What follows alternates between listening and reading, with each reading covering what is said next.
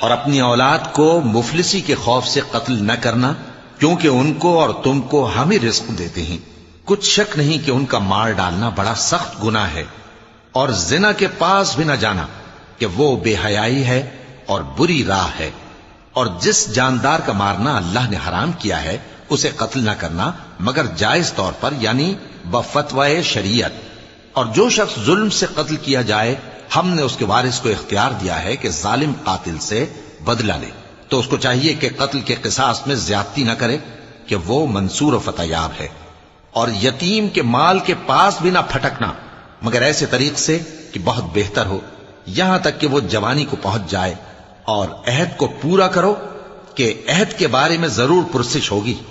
اور جب کوئی چیز ناپ کر دینے لگو تو پیمانہ پورا بھرا کرو، اور جب تول کر دو تو ترازو سیدھی رکھ کر تولا کرو۔